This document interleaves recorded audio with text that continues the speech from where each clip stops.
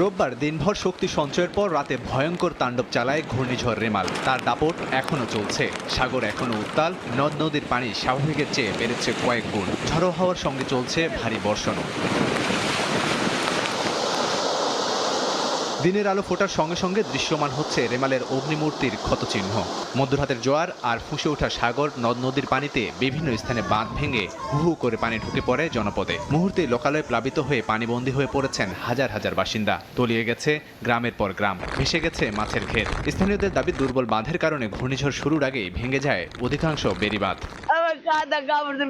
কিচ্ছু নাই, রান্না করতে পারতেছি না, চুলায় পানি উঠছে, অনেক সমস্যা আমাদের। দুয়ারে দ্বারে গাছ পড়ছে, ঘর দিয়ে বেরোতে পারতেছি না। বাড়িঘর ছেলে যা সমস্যা গেছে, আমরা জীবনে আমরা আশ্রয় কেন্দ্রে ছিলাম, বাড়িতে যাওয়ালে টিনটুন সব উড়ে গেছে। যদি মানুষ আশ্রয় কেন্দ্রে না যাইতে, মানুষ গরু বাছুর